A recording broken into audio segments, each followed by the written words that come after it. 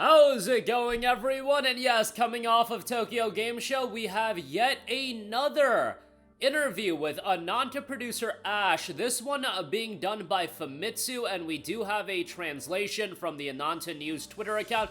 Want to break that down? Yes, there is so much talk about the monetization of this game. I feel like now that the team working on Ananta have come out and just specifically outlined how the monetization is going to work, at least at an infancy level, as what it is today and what we know about it today, and what is going to be monetized, what isn't going to be monetized. That's a large portion of what people want to talk about, and that obviously is covered in this interview, but there's a lot of other interesting notes that I do want to go over, and we do have the map that is being posted of the game, and the map is going to be something that's going to evolve quite a lot, so we'll talk that at the end of this video. But right off the bat, the new Famitsu interview, let's go over the notes. No character gacha. Again, Ash confirmed that Infinity Ananta will not include character gacha. The team believes that if they deliver a genuinely great game, players will support it naturally. Absolutely agree with that. For Ananta, I feel like the attention is there.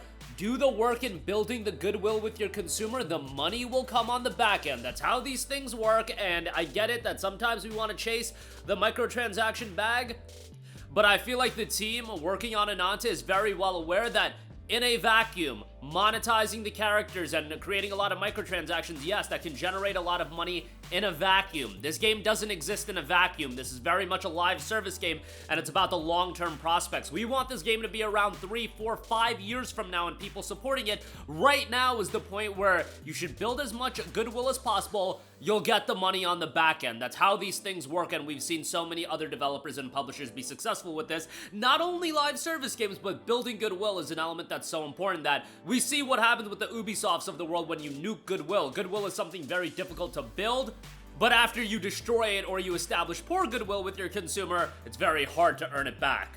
It was noted implementing gacha risks diminishing the value of existing characters, while the envision of Ananta is to spotlight all characters equally and weave drama across the entire world. Also, keep in mind that the narrative is a focus of this game, so if you were to lock out characters behind a gacha wall, you wouldn't be easily able to implement these characters within the narrative, especially if they're supposed to be playable characters that you want the player to play as. Creating a more cohesive experience just makes all the sense in the world when you actually look at the style of game Ananta is. Number 2, monetization is about customization at the core. Instead of gacha, monetization will revolve around the customization. Players can purchase outfits, decorate homes, and modify vehicles ranging from cars to ships and aircraft. Many items will be available with in-game currency, while premium items will be offering unique designs. Even without paying, players will be able to enjoy customization extensively. Dude, go with the battle pass route, have your offering every couple of seasons, have some monetization aspect. If the game is good, people will spend money. And if you open up the game to more and more people playing the game, that's a larger pool of people that are going to spend money on these customization aspects. And I've seen it in my comment section, people being like, yo, if this game is good, I will spend $70 worth of money on the game for microtransactions because that's what a premium game goes for. I think a lot of people would be in that boat. And sure, will there be fully free-to-play players as well? Absolutely, but there will also be a lot of people that will spend money on the game for the style of game that it is. Home customization was not in the trial, but each character will have their own home with renovation freedom planned for release. This is a game that when you think about the aspects of this world being a breathing, living world, man, there's so much potential in evolving this over time. And speaking of which, the city's scale and density, the trial map was roughly 2 kilometers by 3 kilometers surrounded by rivers and sea. Ash suggested the city map expanded further in the full release, possibly adding bridges or air travel to new zones. And again, live service game, there's gonna be content rollouts, more content is gonna be coming. To balance size with density, shopping, entertainment, and events will be distributed across the map with different characters experiencing unique events depending on their jobs and relationships. Players can switch characters to responding to incidents or ignore them, shaping varied storied outcomes. That does worry me a little bit. That's a very ambitious thing to do, having all of these branching paths in terms of how things are gonna play out with all of the characters that are gonna be in the game. Look, on paper, it sounds incredible. It's just something like that. We need to see it in execution, and that's the most important thing. And I'm a little bit cautiously optimistic when it comes to elements like that. Characters will also follow daily behavior patterns with some randomness, skipping work, detours, which adds to the feeling of a living city. Love that. If we can add some variance into what's going on in the world and have it update day over day, I think that could be incredible. As far as story, characters, and voices go, the team is committed to delivering cinematic quality throughout the story, blending movie-like realism with game immersion. Beyond action sequences such as car chases, the game will also feature calm slice-of-life moments. We've seen some of that. There's elements of going and watching a movie, doing mini games, playing sports, going on dates, things of that nature. All story content, however, is planned to be fully voiced. Importantly, players will be able to choose a female protagonist at launch, though the TGS trial and preview focused on the male lead for presentation consistency. Still probably a work in progress. I am curious on how lengthy this story is going to be. It is a free-to-play game at the end of the day. Are you going to have that much depth to the narrative and the story mode? That's what I would love to see.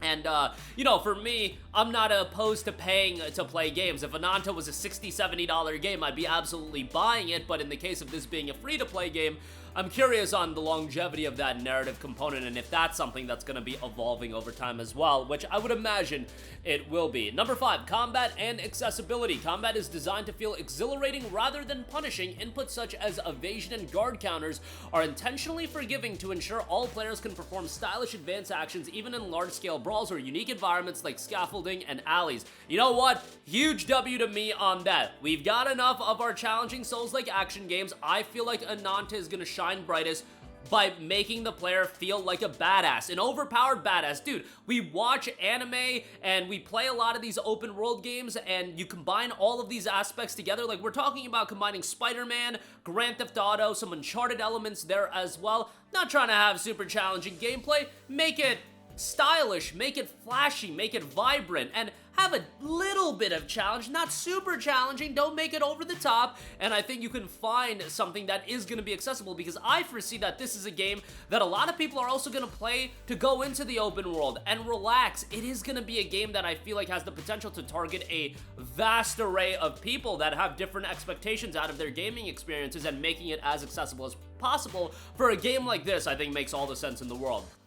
Multiplayer elements, multiplayer features are planned, allowing players to gather in the city, but Infinity Ananta is not an MMORPG. Multiplayer is positioned as one of the several play elements where, by the sounds of it, you'll be able to invite friends and explore the world together. I do like kind of a core focus to the game where there will be that exploration aspect, and sure, you could join in with friends, but as far as that core narrative goes, if you do add multiplayer and co-op to that, that does have the potential of diluting the experience, and it just depends on how it's implemented. But if they feel like that the solo play is what's most important, hey, I got nothing wrong with that. Weekly Famitsu listed the game as targeting a 2026 release. Ash clarified this was a goal mentioned in earlier materials. A more specific release date will be shared once the team is ready, with quality remaining the top priority. I could see, based on reading the tea leaves, this game ending up slipping to 2027. Maybe we'll have a beta release in 26, but when you think about, they still have to roll out the female main character. This is a game that is going to require a lot of polish. There is going to be a lot of depth to this world. At least that's what they're going for. You know, what we're seeing thus far, it does look very polished, but realize this is a slice of game plan. They're going to make the game that they're presenting in public platforms like a Tokyo Game Show be the most polished aspects. You don't see everything that's going on in the game, and outside of the 7-minute gameplay demos or the 10-minute gameplay demos, there's going to be a lot more to that, so keep that in mind. Closing remarks were noted as Ash emphasized the team's passion and most importance of delivering a game that truly impresses the players. Our top priority is to deliver games of a quality that will impress everyone. Please look forward to the next report. They did also talk about in a previous interview that, hey, updates haven't been that frequent because we've been working hard on the game, and that has been paramount, where they have been making a lot of progress. Seeing these 10-minute gameplay demos, incredibly impressive. However, at the end of the day, as I mentioned, this is a small portion of the overall game, and they're not showing you all of the other areas that might not be as polished, which is why the game is still in development and why there's still a ways to go. But as we hear more, I'll certainly let you guys know. But we also do have the map layout. I mean, it looks like a pretty typical open world map. However, this looks to be just the main city, and there's gonna be a lot of evolution when it comes to this map because, again, it is a live service game, and where this game is a year after release, I think is going to be a far cry from where it is at launch day. Hopefully, you know, they'll be able to support everyone logging in on launch day and everything like that, but this is becoming quickly one of the most anticipated upcoming games. I am hoping it to be released in 2026, and for me, I would love to see this game come out around the same time as GTA 6. I outlined that in the previous video, but I think it coming out around the same time as GTA 6 would actually elevate this game in terms of its perception, in terms of how many people are aware about it, because at the end of the day, it's a free-to-play game, it's on PC. That is contrasting GTA's console-only release and the potential of an $80, $90, $100 game. I think that would give Ananta a huge boost. It's not about Ananta taking down GTA, the big bad rockstar. No, it's not about that. It's about utilizing the aspects of GTA, understanding it's going to be a megaton of a release, but at the same time offering something that acts as a contrasting experience. I doubt the Ananta team is even aware about that fact, but I do think if the dominoes fall into place and things fall in line, I think that could be an incredible story in 2026. But that's gonna do it for me. Let me know all of your thoughts, your excitement level for Ananta in the comments section down below. Sound off there. Thank you for watching, and goodbye. Hey guys, we hope you enjoyed the video, and if you did, make sure to hit the subscribe button, and if you're already subscribed, do us a favor and hit the bell icon. This way you'll be notified whenever we post a new video. That's the best way to keep up with all of our uploads, and we usually try to upload 2 videos a day. And with the bell icon hit, you'll be notified whenever we do upload a video. As always, thanks for watching.